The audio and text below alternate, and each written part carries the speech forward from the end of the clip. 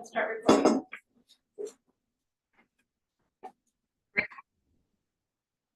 Okay, thank you for joining us. This is the Board of Commissioners meeting for 1 p.m. Monday, June 16th, 2025. We were just having a little bit of technical difficulty, so just 3 minutes after 1 o'clock. At this time, is there citizen input and items not on the agenda? Is there anyone with raised hand feature online requesting to speak? One person. Ginny McKee. So Ginny McKee, if you're providing citizen input. Can you hear me now? Yes. Great, thank you. Good afternoon. My name is Jenny McKee, and thank you, Commissioners DeBonne, Adair, and Chang, for allowing me this opportunity to speak. I understand that you will be considering Mountain View Community Development's request for a ground lease for safe parking near the public safety campus this Wednesday. And I just wanted to mention that we did that last week. Oh, just the final. Oh, you mean it's gonna be on our? Yeah. Oh, okay, all right. Okay. In the 6 years I've lived in Bend, I've seen a lot of progress in helping with our homelessness crisis. Admittedly, it's one of the most serious in the nation. But as Commissioner Chang has pointed out before, it is not yet enough. We've got the numbers from the most recent point in time count, and we see an increase in homelessness in Central Oregon, including Bend. And it really helps all of us when we help our less fortunate neighbors find shelter. And these are our neighbors. According to the point in time count, nearly 60% of those experiencing homelessness have lived here 10 or more years. That's longer than myself. It's longer than many of my neighbors. And while many believe homelessness is a personal failing of those in the situation, the data shows that it is the cost of living that puts people in this position. While we work on affordable housing, we also need to work on transitional housing that helps people in the interim. Our church decided to offer safe parking. We are on the west side of Bend, and yet there was much pushback from neighbors who were afraid that it was going to be another Hunnell Road situation. We're bordered by 2 HOAs. We also have on-site daycare. We met with the neighbors, and many of them were in favor, but there were still many that pushed back. We decided to go ahead, and after a year of offering safe parking, our minister contacted the HOAs and the daycare center and asked how everything was going.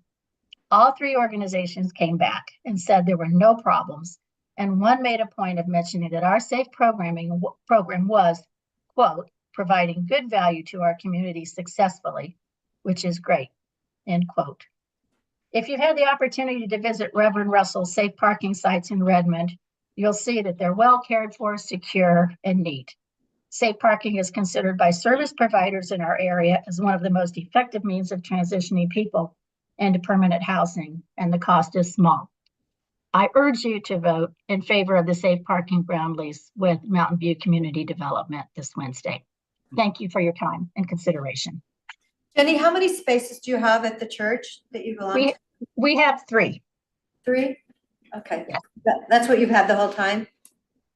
We started with 2, and because we weren't having any problems and there was such a homelessness crisis, we increased it to 3, but typically we have 2 people on two households on site at any time. But we do have room for 1 more. Okay, good. So you have room now for 3? Yes. Oh, good. Thank you. You're welcome.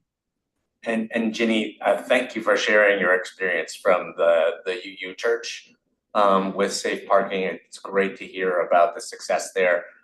When you said it's not enough, I think you were meant to say our response so far is not enough. That is correct. Thank you. Thank you for joining us. Have a great day. Thank you. Thank you for the opportunity. Is there anyone else? No one else Yeah. online. So seeing that, item number 1, so this is consideration of agreement for enterprise zone. Tax exemption. Capital investment by I3D. Steve Curley, thanks for joining us. Yes. Good afternoon, Commissioners. Steve Curley, Director, Redmond Economic Development. So thank you for the opportunity to talk about a growing company in Redmond, I3D Technology. They are a 3D printer of metals and alloys, and they make components that go out into space, which is really exciting. They have been growing over the last several years in Redmond and have been adding jobs. They had investment from private equity, which is helping fuel this growth. Very exciting company because the wages are really strong. It's the exact kind of company we want to see here in Central Oregon, and if I might say so, specifically in Redmond. This is their third enterprise zone exemption, and we're asking for a 2-year extension on a 3-year, so for 5 years. They currently, over the last 12 months, have had employment of 26 jobs and are looking at adding 20. And I believe that they will exceed that number based on my conversations with them. And those jobs will, in order to get to the 5, over half those jobs will exceed the almost 94,000 Deschutes County median wage, including benefits. So. Benefits, bonuses, salary, and retirement. Correct. Yes. Yes. So it's pretty straightforward. And the request is for the 5-year, the 2-year extension to the 3-year for a 5-year. So this is a document number for the agreement, and I know the City of Redmond, Sisters, and then Deschutes County proper are all involved in this. Do we all vote on that each? So it's been approved by Redmond City Council. It's been approved by Sister City Yeah. Council. So yes, so With the third one. you're the third. Yeah, you're always the sort of the you hit clean up on these. Okay. Steve, I'm really excited about this company and the work that they've been doing. You know, I'm likely in support of this. I do want to ask though, would it be possible for you to give us an estimate of how much property tax we're foregoing in the window of time that this exemption, this third extension would be in effect? I have it calculated for the City of Redmond, which is $48,000 a year. I don't have what the county's share would be, but I can get that for you if you would like. Yeah, I mean, Yeah. again, No, I I'm understand. likely voting in support of this today, but it'd be great to know that number. You know, it's just valuable for us to understand. It's a great benefit to get 20 new high wage jobs in our community, and it does cost something. So what does that cost us? And we can look at that and say, oh, that's very much worth it, and proceed. But you know, just for full transparency, it's good. Absolutely, yeah, happy to get that number for you. And just, I didn't mention this, but the investment by the company is 26 million. So that 48,000 is on 26 million for the City of Redmond. Is that an annual figure or Yes, Yeah. correct. Yeah, 48,000 annually. because that was my question too. Thank you, Commissioner Chang, for asking that. Yeah, I just wanted to know, what are we forgiving? Because we've done a lot of forgiving and sometimes it doesn't seem to, this one seems like an excellent project. And I love the salaries, that they are actually family wage salaries. Yep. So that's the good news. I will follow up with that. And we ask all the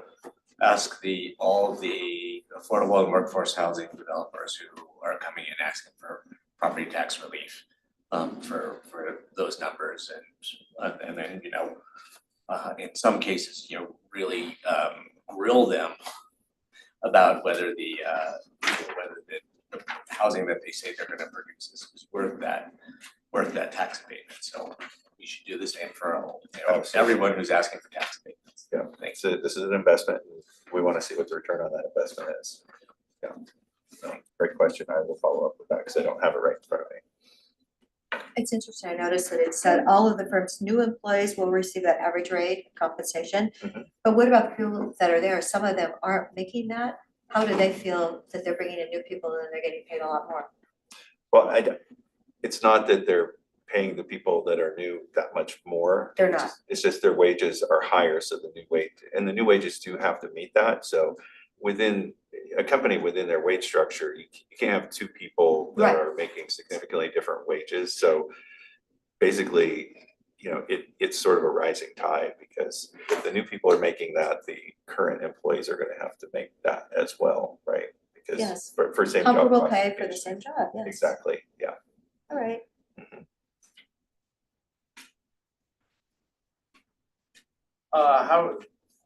I'm supportive of this. This is exciting, these new jobs, new technology, very complicated and intricate opportunities, less waste, being able to put out very new generation parts. Are they a big energy user, I guess? My only, this is kind of outside of the tax world, but I mean, 400-watt lasers, I saw it said, Yes, so they're big energy users. they are energy users, Yeah. yeah, which goes back to the fact that we need to get more power into the region from transmission Yep. as well as generation.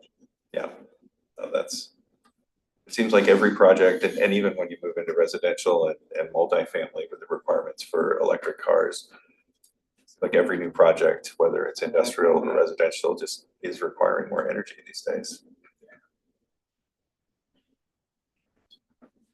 Well, is there a motion or further discussion? Move approval of document number 2025-620, an agreement with the Greater Redmond Area Enterprise Zone sponsors to extend the property tax exemption for capital investment by I3D Manufacturing to 5 total consecutive years.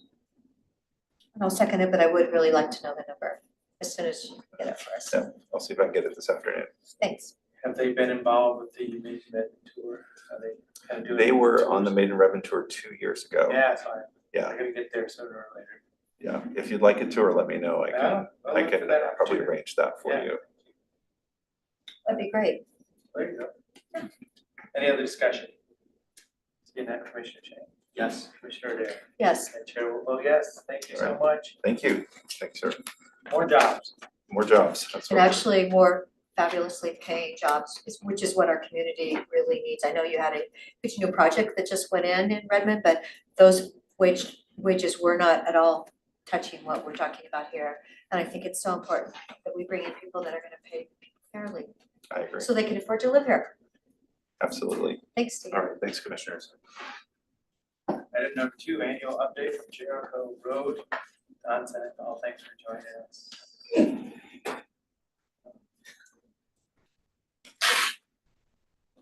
Years to miles. Thank you very much, commissioners. I brought some packets for you. Casual reading. Be kind enough.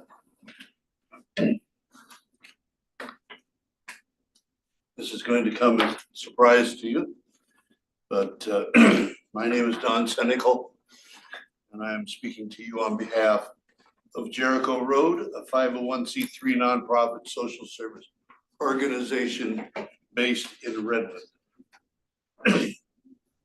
Jericho Road has been providing assistance and support for the hungry, homeless, and working poor of the Redmond area since 2007, and works totally within the service area of the Redmond School District, which impacts Redmond, Terrebonne, Tumalo, and portions of Crooked River Ranch. Our mission is to provide consistent, nurturing, and tangible support to the homeless and those in need within the Redmond, Oregon area. Many of the people we work with and assist daily are people who survive without running water, garbage services, utilities, or sewage services. They live in tents, lean-tos, vehicles, and makeshift shelters. Conditions you and I would find not only unacceptable, but totally unbelievable in today's world of plenty and privilege. Each of you has been provided a pack that includes our annual report and organization brochure for your review. Most of the information I am sharing with you comes from these sources. However, an important issue for Jericho Road to emphasize at this time is that we are working to establish a service center adjacent to Oasis Village on the east edge of Redmond to more effectively access and assist those homeless individuals and families in our area.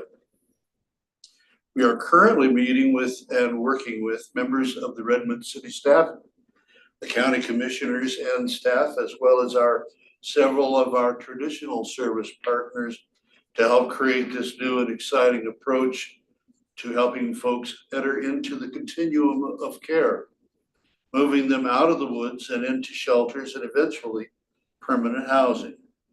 This facility will also support them through the process of regaining health and resources to enter society as contributing men and women. We look forward to working with the county commissioners and your staff to achieve these goals as soon as possible. Each member of our board of directors has specific responsibilities related to the 6 major programs Jericho Road provides. This leadership coordinates more than 300 community volunteers and nearly $300,000 in funds that are spent locally to purchase the food and supplies we prepare and distribute to our participants. There are 6 specific programs Jericho Road maintains. A Jericho Table, serving free hot meals 22 days each month. In 2024, we served 8,944 meals to the hungry, homeless, and working poor of the Redmond area, including 234 children. Weekend food for students. In 2024, we provided 2,104 bags to students at every school in the Redmond School District. I might also mention that these bags are loaded at Redmond High School by student volunteers. Housing Assistance Program, which prevented 281 adults and 312 children from becoming homeless by providing temporary support. Emergency support, providing tents, sleeping bags, water, fuel, and other essentials. Homeless camp outreach. Each Friday of the year, we visit the camps with many partners, such as Mosaic Medical, County Health, Redmond Library, Reach, Thrive, Project Share, Oasis, Village, and others to provide food, clothing, water, and other necessities. In 2024, we provided these services to 2,700 people living on the edge of our city and on the edge of despair. The Rubber Ducky, a 3-unit shower trailer that has provided showers at our outreach locations for more than 1,025 people in a 6-month period. About 40% of the homeless have jobs. 20% of that number have more than one job. The shower trailer is often the one opportunity these people have to maintain their cleanliness and appearance. They also receive new underwear, socks, and personal hygiene products. These programs are supported by donations, grants, and the volunteers who show up and deliver by interacting and encouraging those we serve. We listen, we understand, and always try to assist whenever possible. These volunteers provided $76,000 worth of hourly services in 2024. They are the heart and soul of our organization. Jericho Road also receives corporate and foundation support from a variety of sources such as Les Schwab, Oregon Community Foundation, St. Charles Foundation, and the Deschutes County Commissioner's discretionary funds listed in the annual report. An outstanding event is our annual benefit golf tournament. It will be held this year at Eagle Crest Resort on Saturday, August 9th. And we invite the Deschutes County Commissioners to either participate as players or to join us at the end of the tournament to enjoy some grilled hamburgers and hot dogs and the presentations to the winners of high scores all the way down to the most inspirational team, which I have received on way too many times. So a high score is a good thing in this game, in Yeah, this oh, next yeah. round? Oh, yeah. Inspirational is not very, it's like for attendance. We have recently invited the Redmond City Council members to create a team and challenge the commissioners in a friendly competition. But in any case, it would be nice seeing you all there. I don't have a horse for you to ride, though, I'm sorry. I think my husband played last year. That's There you great. go. Jericho Road would like to thank the Deschutes County Commissioners for their support from the very beginnings of our organization 18 years ago to the present day. And we hope that the mutual and dedicated relationship continues to be of benefit for those most vulnerable in our community. How else can we consider ourselves human? Thank you for your time and attention. If you have any questions, I'll try to make up an answer. John, what did you say the percentage of people that were homeless were? that were 40%. Working, 40%? 40%. Now, that's a national statistic. It's not local? It's not necessarily a local, it's just a national. Not every place has jobs, unfortunately. Don, you mentioned this service center that Jericho Road is working on just north of Oasis Village. As you're aware, there are quite a lot of plans for different kinds of Yes. shelter and transitional housing out in that area. Yes. Does Jericho Road have any input for us on coordinating all those things or making sure that the service center that you're interested in creating is, is well positioned, geographically, and there's not I any think one of the- security concerns yes. or anything like that? Well, I think the security concerns are yet to be understood because the homeless camp, the managed homeless camp is still in a planning stage. I don't know where they are exactly. We're talking to architects in regards to our facility adjacent to Oasis Village, which we were instrumental in creating in the first place. And so we're really very good partners with that facility and those administrators. We're familiar with the planned or the managed camp plans, and also the name escapes me, but Rick's. Permanent supportive Yes. housing project. And not their efforts, which will be adjacent to us as well, they don't plan to have the level of services that we provide. So we would necessarily be geographically and from a service point, the nucleus or the center of the effort. People would come and go into and out of that facility. The big challenge up right now, I'm not sure if you're aware of it, but Oasis Village and the other anticipated services there are urging the ODOT to put in a left turn lane. I think they had a fatality just last week of someone trying to cross the road there. That's it's a pretty severe corner, and having a left turn lane is essential, especially when you're bringing buses in and things like that, vans. So that right now happens to be an issue with the property. I don't know if there's anything else I can provide. Have we actually approved that? I beg your pardon? Have we actually approved that? Oh, well, the last I heard, the ODOT had not.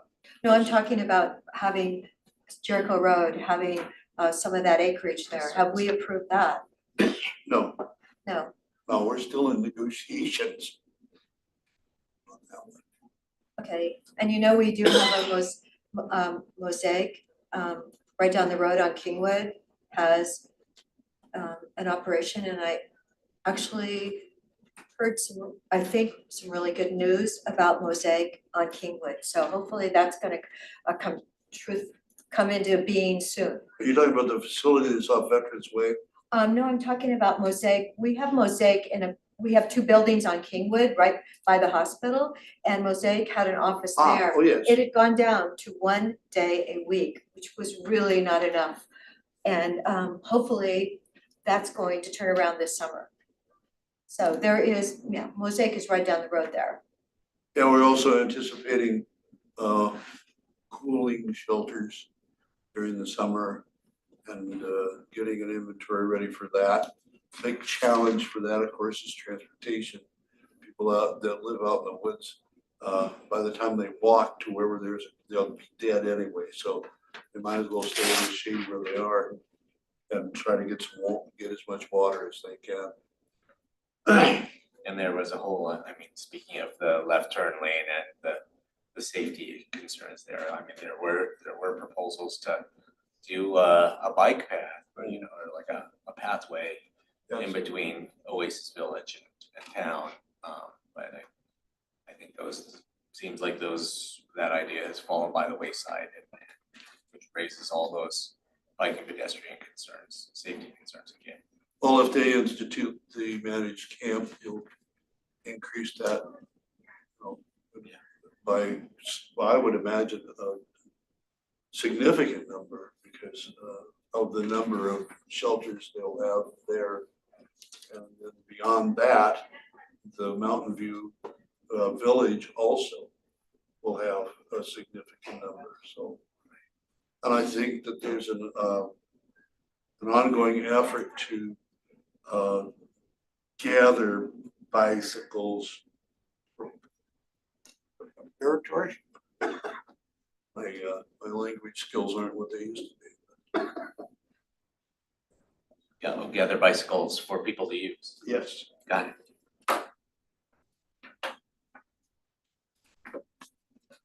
The good news is there is going to be a back way out of there where you don't have to go on 126. And hopefully that's going to be under construction in not that distant future. So I think it's really important for people to stay off of 126. That is way too busy of a highway there.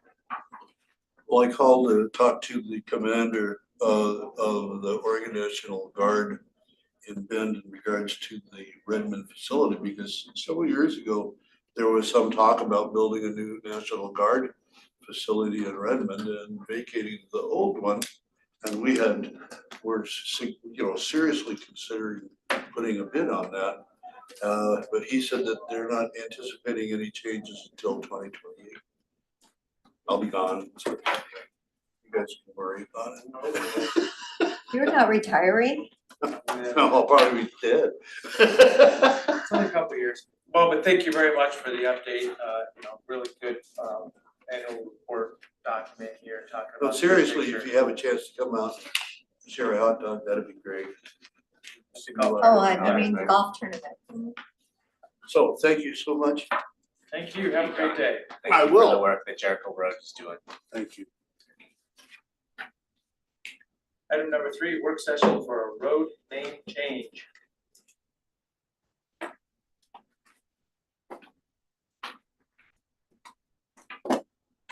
Good afternoon, commissioners. Nice to see you all. For the record, For the record, Hallie King, Senior Planner with Community Development. And this next item before you is a work session to prepare you for Wednesday's meeting, where this is an order approving a road name change on the consent agenda. And just for a bit of background, these road name change applications we don't see too often, but in this particular case, they're processed as a staff level review with an order that the board will have to accept to officiate or effectuate that road name change. And so the particular road in question is currently called Cardwell Road. And it's a 60-foot unimproved right-of-way extending north from Butler Market Road. It's about 1,300 foot in length and about half mile west of the Bend Airport. And the property owner abutting to the north is proposing to change the name of this segment to Conquest Road.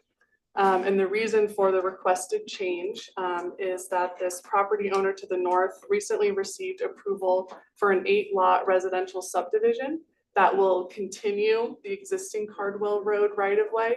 And so they, in order to have the two road segments be consistent, have to submit a separate application to change the off-site Cardwell Road name to match their proposed street name, which will be Conquest Road. And so process-wise, this gets notified to abutting property owners that effectively touch the roadway. We received no objections in the record. And also as part of this, we coordinate with Deschutes County 911, our property address coordinator, to make sure it's not a duplicate name or doesn't sound similar to other road names. And so they were all okay with the change. Also, one other item to note is no addresses will be affected. All the abutting property owners take access from other roadways. So no one's address would be changing as part of this application. And yeah, so that's kind of the setting the table for you. Again, there's an order that will effectuate that change to the name from Cardwell Road to Conquest Road. So wanted to, be available to answer any questions. Otherwise, again, this will be on the consent agenda for Wednesday.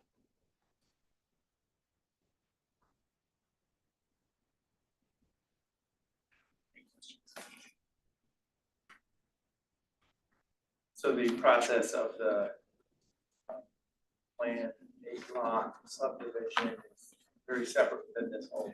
Correct, yeah, and that was already approved. That went through. They haven't proceeded to final plat yet. And so this is sort of taking care of making sure once that's platted that the road names will be consistent. But yeah, so 8 10 acre lots coming soon to that area. That was MU 810, so it's fitting in its zone, so there's no other land use, it's just the authority of that zone. Exactly, yep, yeah, they just submitted a standard tentative subdivision application.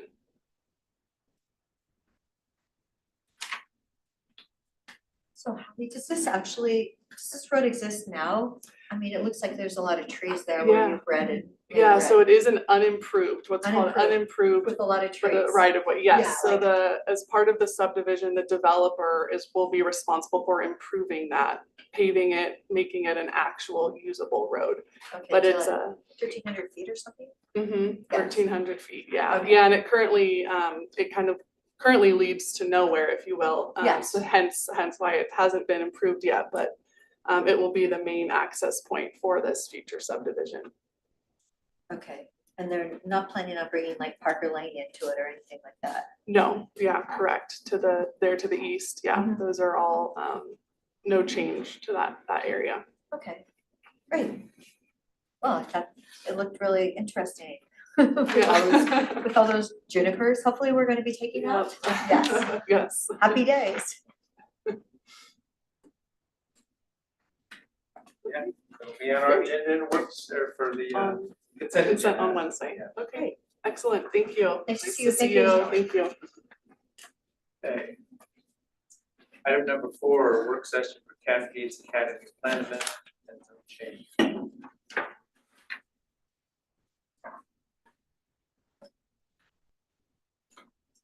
Good afternoon, Commissioners. For the record, Nicole Mardell, Senior Planner with Deschutes County Community Development. The purpose of today's work session is to prepare you for a public hearing for Wednesday. This relates to a plan amendment and zone change request for Cascades Academy. So just a bit of an introduction to the property. This is located just south of the Tumalo Rural Community, west of State Highway 20, specifically bordered on its eastern side by Obie Riley Road. There's a mini storage facility to the north, and the existing Cascades Academy campus is located to the south of this property. To the west are existing rural residential farm uses, and I did provide quite a few maps in today's packet as well, just to familiarize you with the property. So please let me know if you have any questions about its general location. It is 7 tax lots totaling 22.5 acres. The northernmost 4.03 acres are zoned surface mine.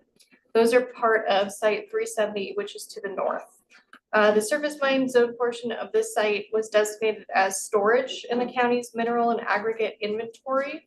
It was separated in ownership from the remainder of the mine. It looks like in the early 1990s, and there's no history of mineral extraction or actual mining on that surface mine portion of this property. The remainder of the property is about 18.47 acres and is zoned EFU.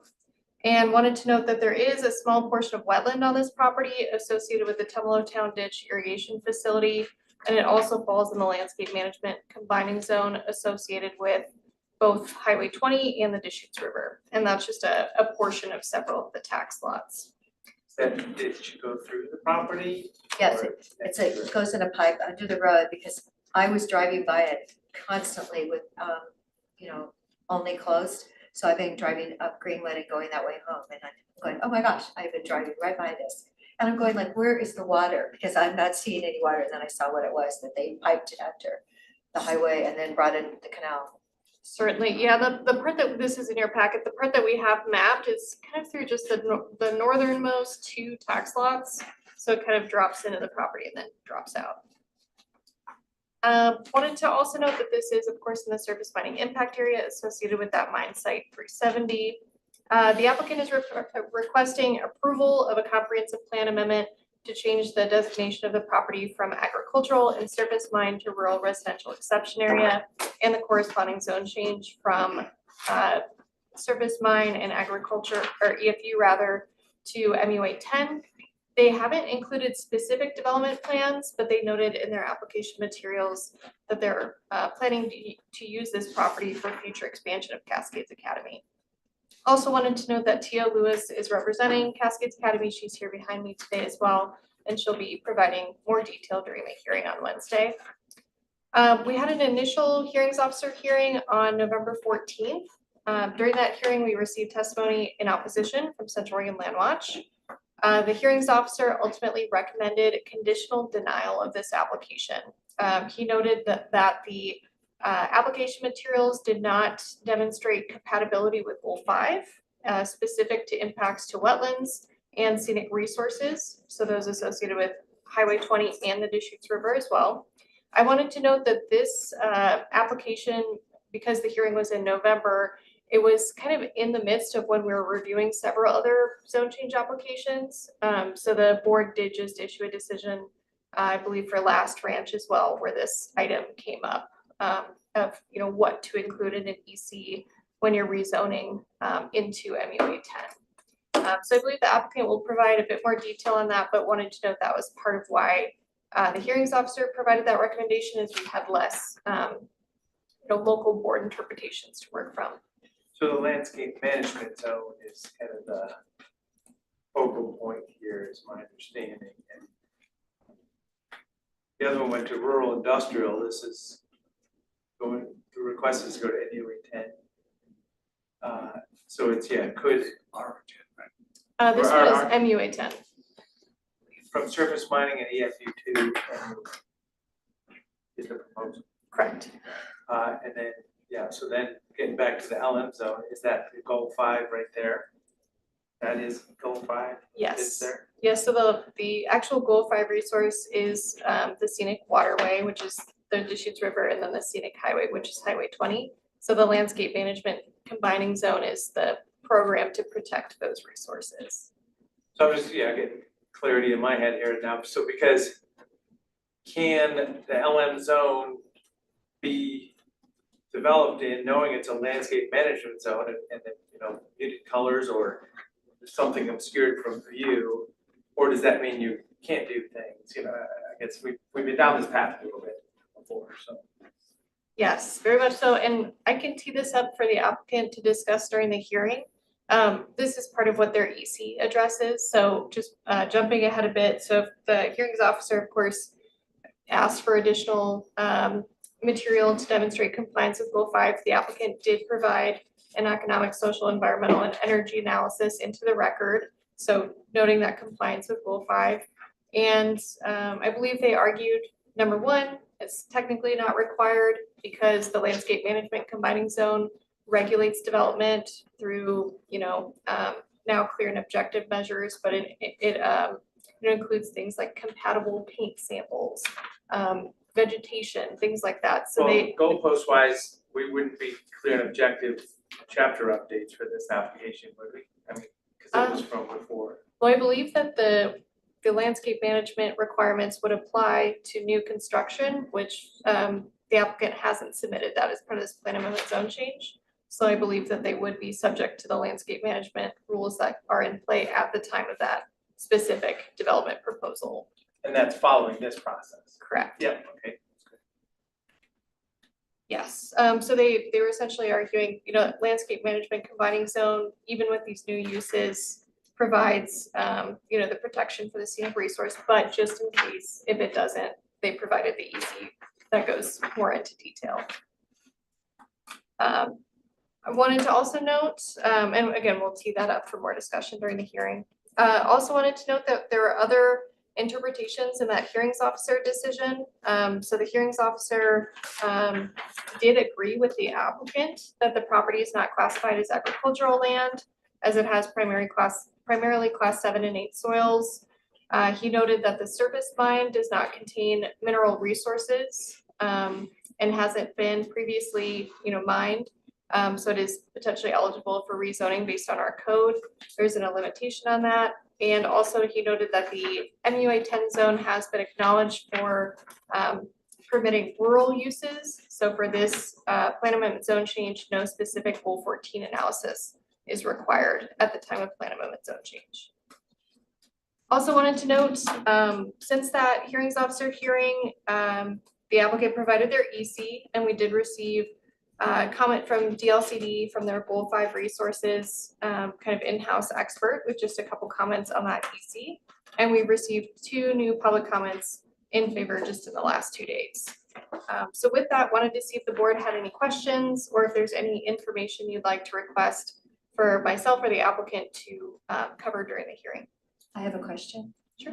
Okay, so the soils engineer said that it was approximately 68.6% or 16.59 acres for the class 7 and 8.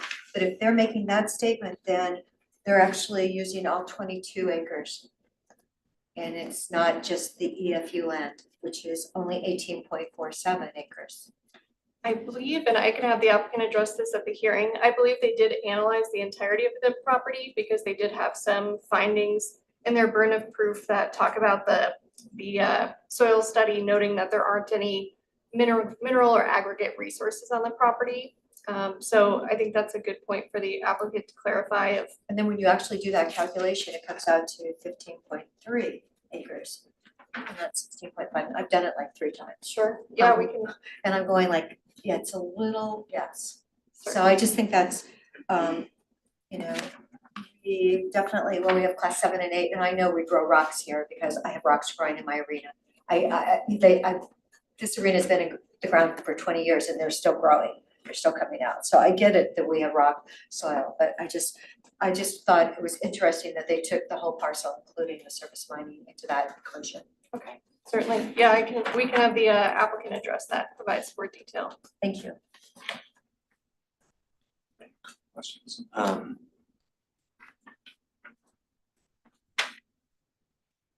Someone shared or someone told me that, in relation to another property at another school, that public and private schools are eligible use of EFU zone lands, within EFU zone lands, and I just wanted to check if that is actually, if that's accurate.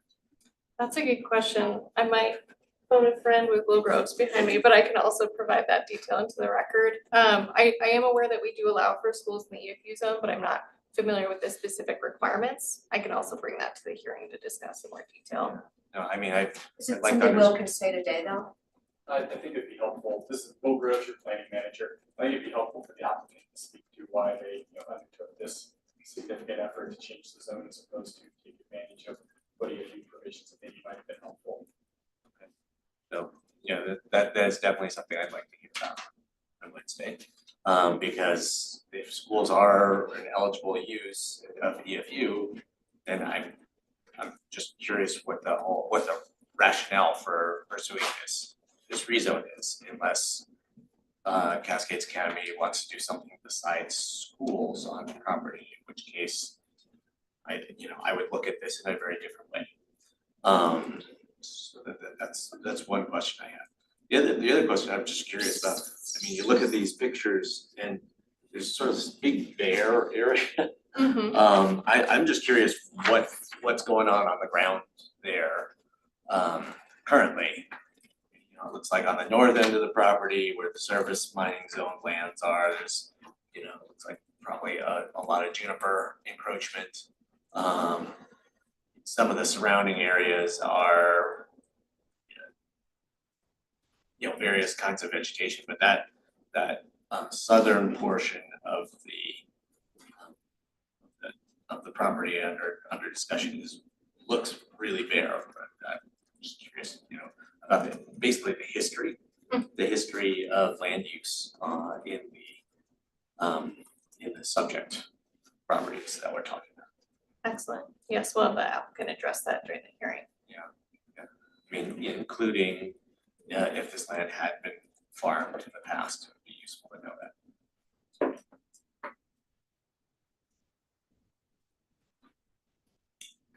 It did say, I thought at some point I read that they had used it for farming out of bed.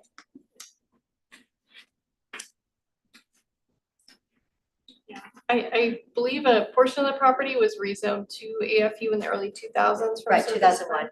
Yes, thank you. So I believe that was how at least a portion of it became EFU. So there may have been some previous land disturbance with surface mining activities. But yes, we'll provide more detail on that during the hearing.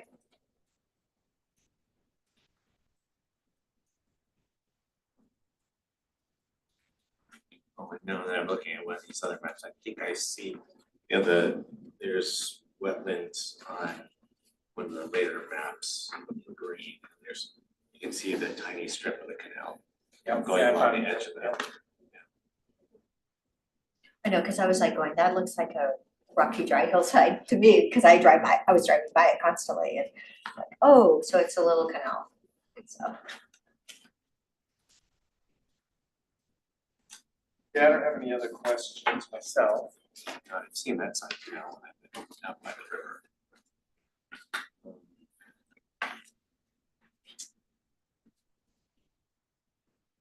And could you just go through for us again how the landscape management area, you know, essentially what you need to do if you want to do something in the landscape management area, and then basically how that filters for various types of activities. Yeah, absolutely. I'm just gonna pull up our chapter.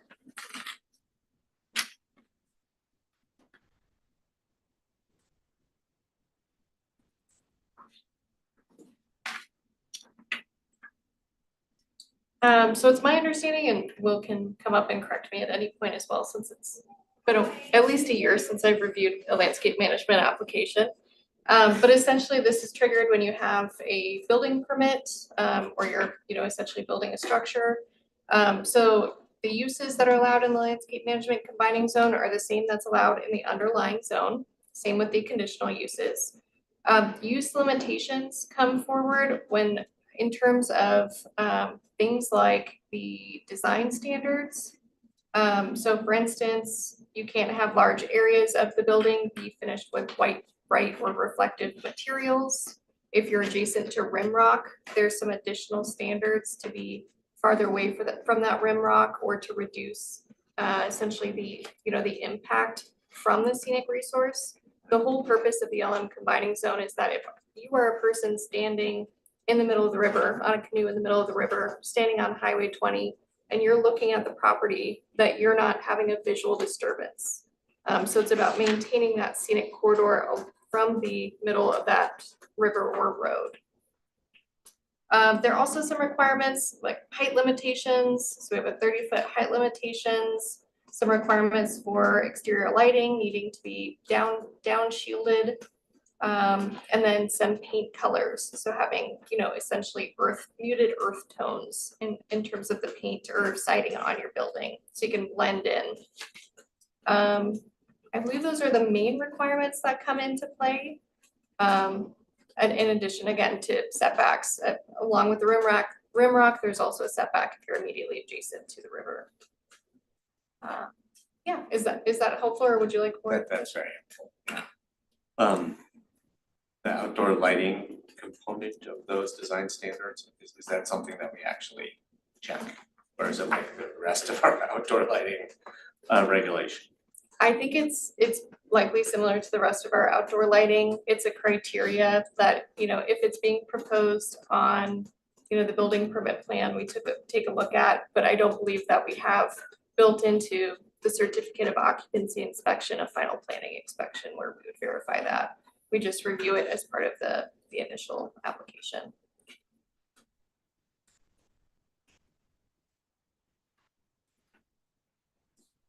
So in this map where the landscape management review area extends well into the center of the property, the subject property, that, you know, it would apply all the way into, you know, this far in. Correct, yes, so the landscape management combining zone only applies to the portion of the property that's within it. So if you are building a structure within that crosshatch, you're subject to the LM combining zone standards. If you're just immediately outside of it, you're not subject to those standards. So it doesn't automatically include the entirety of the parcel. That's all the questions I had about that. Anything else? I just noticed that they actually did the field investigation in 21, so the school must have been thinking about this for quite some time to actually expand their potential. Yes, and I believe alongside Tia at the hearing on Wednesday, there will also be representatives from the school. So maybe they can share a little bit more detail about, you know, the planning process so far, future plans for use of the property if it were to be rezoned. I think we had some meetings there for the transportation, for ODOT's meetings for the Tumalo roundabout at the school. And it's so nice now because we have that roundabout, you can actually come down that road and go the way you wanna go. And yes, you don't have to Get in and out, say yeah. 40 Hail Marys before you like cross that traffic. So yeah, it's worked out really nicely. Yeah, you know, the applicant is not required to tell us how they're planning to use the land as part of this rezone application, but, you know, I would just say that for me, it certainly helps to understand what they're thinking about, to review the rezone applications.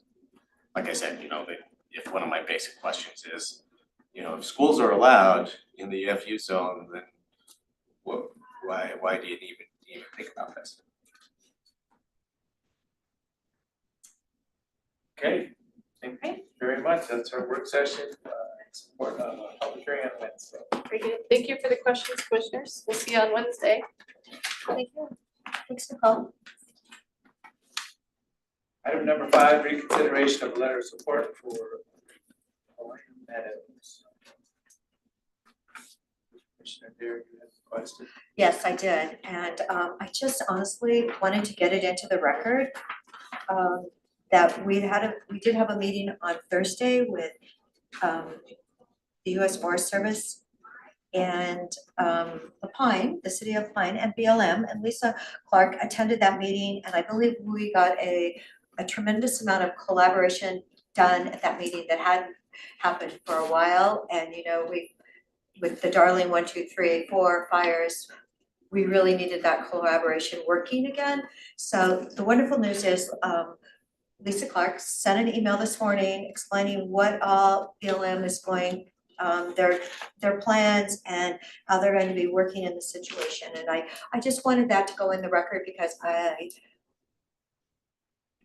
you know, they kind of had been lost in the shuffle. I know that the city of LaPine put in $32,000 worth of boulders to protect the city and try and stop some of the traffic that was going out that direction. So I feel good about the letter, and if there's some way that letter can go into the record, I did send it to Whitney. I would appreciate that with backup for our letter that Commissioner Chang and I had signed.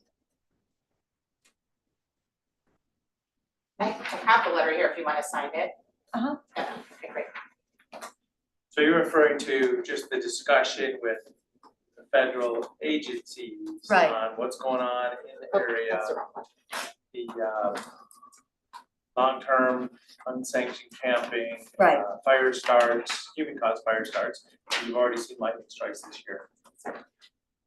Yes. So, you know, And I don't know that I've seen that letter. oh, we did send it, I don't know, did you, we just, Okay, it said yeah. it was sent at like 12. Just before the meeting. Yeah. I saw it come in over lunch. Yeah, so I Yes. just didn't get to it. So, do you want my copy? Yes. Yeah, that's fine.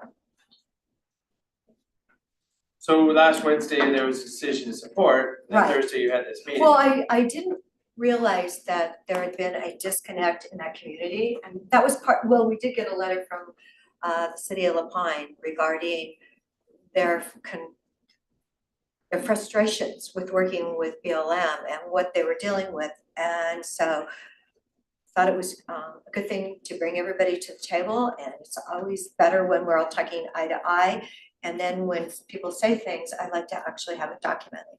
So I appreciate Lisa's follow through on the letter, and you know, we definitely need to have our federal people stepping up. I was, you know, talking with Ian Reed this weekend, the forester from Sister, and he's invited all of us to, if we could possibly go to their meeting on the, I believe it's the 26th of June, regarding what they're doing out, but there's a lot of illegal camping out on that side of Sisters too.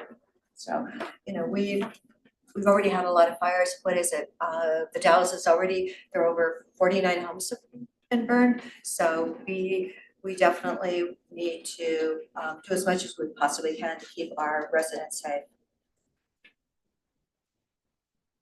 Great, so as I said, this is our agenda item for reconsideration, but as I said, comparing notes now kind of real time among the three of us.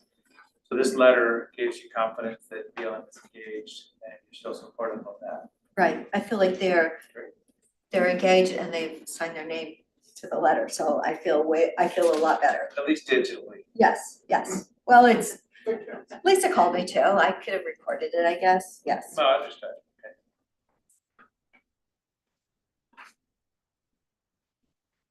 Okay, so then that's it for that item. Is that correct? Yes. Go. There was possible or proposed executive session today, which is ready, so that was real property, so it's just not gonna happen. It's not happening today? No. And at this time, it's just other items. Are working with that Wednesday. I did the Maiden Redmond tour on Friday and got to visit 4 really exciting manufacturing businesses in Redmond. The other thing I'll share is this morning I got to take my tour of the courthouse project under construction, and it was really exciting to see how fast now that the building is, how fast the building is going up at this point. And, you know, being able to walk between the ground floor, the second floor, and the third floor, it's now a lot easier for me to visualize what the complete building is gonna look like and how it's gonna function.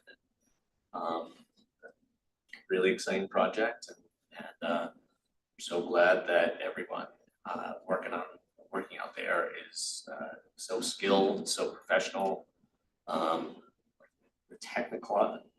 The technological advancements are in construction are really impressive. You know, that they were, I looked at this little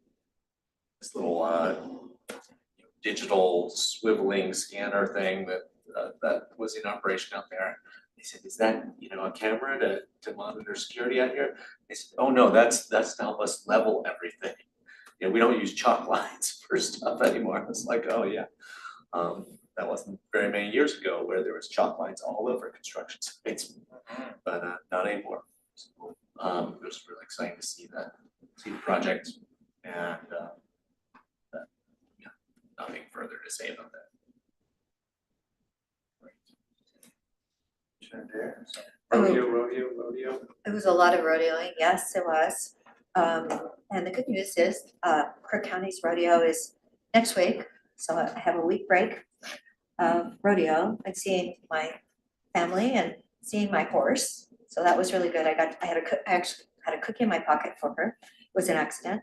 We did have Friday, an audit meeting, going through the work calendar for the next 2 years, a big discussion and a lot of, I think, positive things were accomplished at that meeting. And then I did have a COCC meeting Thursday afternoon. And very interestingly, they were bringing up this dental plan for diabetic people. They're talking about it for people, like 3,000 people. And I don't know if you remember, but we actually had a pre-diabetic program through Deschutes County, which the Health Council was funding. And then they stopped funding that program. It was, diabetes is such a horrible indicator of future health complications, risk factors going on. So this is trying to get people in to see like their primary care, then see their dentist and helping them with diabetes. Well, so Jessica Jacks is in the room and I go, Jessica, what happened to our diabetes program? Well, Health Council quit funding that a couple of years ago. Now, that program only impacted 75 people, because I did get the details later from the health department. It only helped 75 people, and it's clearly a really significant medical issue. So we'll see what goes. Everyone was voting for the extended program, but the costs were really a bit fuzzy, perhaps up to $500,000. But I think the county was getting. They were asking for, I believe, $280,000 last time when they were rejected. So they kept asking, and it was an excellent program, because to stop diabetes before it happens is really important. This amount of sugar, etc., that people consume, it's in so many products now. You have to read labels, and I don't know if we're used to it. The print is really teeny, but there's sugar in so many things. So I know that ketchup tastes way differently if it doesn't have any sugar in it. So it was an interesting meeting, and that's kind of how it ended on that Thursday. Great, thank you. So their Core 3 project has an economic impact study that was published by University of Oregon using some metrics and a kind of a modeling tool. So it'll be interesting. The team got together and heard that impact study. It's been shared at the legislature. So put the best foot forward for Core 3 financial investment by the legislature. Then Friday morning, we all had that legislative call. Doug Riggs doing a good job sharing information about the legislative session. Agency budgets are getting published, but we'll see what starts popping out of Ways and Means or not. With the big transportation bill out there also. Was able to attend the Sisters Rodeo Thursday night. So congratulations to them for that such a great event. Good weather for it all weekend, wasn't it? It was perfect weather, and the arena was so perfect that the barrel racing times I was comparing for Superior, though there was a bit of dust blowing if you were sitting in the red section. So yeah, but the barrel racers had to be happy. So we always love happy barrel racers. And then I was able to tour the courthouse this morning also, so the construction project, which is just great to see, especially just like Commissioner Chang said, the professionals that are out there putting it together, just kind of all working together right now, getting it done. With that, I anything canceled else? mine last week. I have to reschedule it. I can't remember what I was doing that Thursday, but I think I had every minute booked. So I said, I think I can do it later. I do have my shoes. Go get your hat and a vest at some point. Anything else for this meeting? See you then, meeting adjourned. I'm sorry, I should have.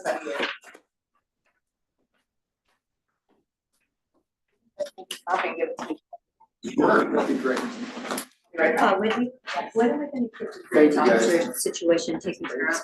I know that isn't bad, but Well, there you